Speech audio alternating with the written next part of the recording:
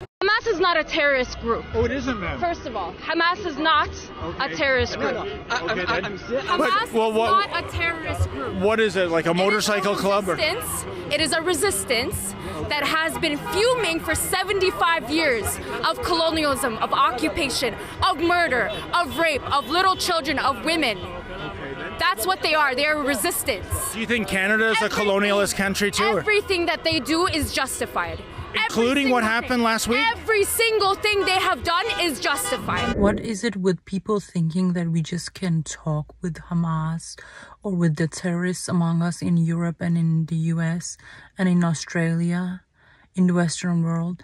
We cannot talk, and find peace with terrorists. It's not gonna happen. And just because they have this mental game playing victims, Hamas playing a victim right after, this massacre that they did in Israel, are we not logical thinking human beings anymore in the West? People thinking that this conflict is just about Israel, land, two-state solutions, and so on. It's being delusional. It's not understanding what this is actually about. It's not about land. What I thought when I was, younger and left-winged, I was a socialist. And when I was younger, I thought the world had an Israel problem. Being from Iran, as soon as I became somewhat of an activist within the socialist movements in Denmark, I could see that the Arabs who were in these movements, they were just hating Jews. They were saying horrendous things, saying Khaybar, Khaybar, ya Yahud. It's calling back to a massacre that the Prophet of Islam did against the Jews, in Islamic history. So, and I was like telling my Danish socialist friends, we cannot support this. They would just turn, a blind eye to this. And they would just move on, still supporting, Free Palestine. Yeah, I know Hizb ut-Tahrir and Hamas and Iran and other, crazy totalitarian barbarians are among us, supporting, this demonstration, walking in this demonstration. We have imams up there saying things in Arabic that we don't understand. And we're still like, yeah, Israel is the problem. No, Islam is the problem. Islam as a faith and Islam as an ideology is the problem, because theology is ideology in Islam.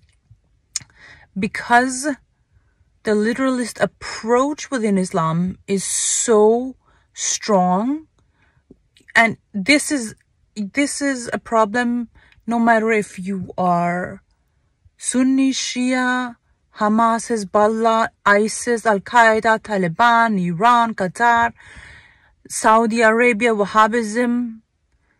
It doesn't matter. The literalist approach is wants all Jews dead. You have to understand this. This is mainstream Islamic theology. It's not very nice to say the truth these days, because everybody wants to think that we can just talk ourselves out of this problem. While people are threatening Jews cannot live freely in the Western world, and we think, it's not that big of a problem. We'll just support Israel. Free speech will save us. No, if you do not understand what wanting all Jews dead means, still today, after this attack, I don't know what to say or how to help you. You have to understand we are dealing with Islamists who have an agenda of killing Jews.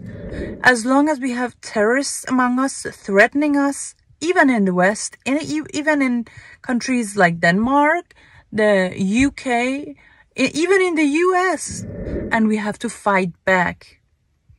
We cannot just let people support terrorism.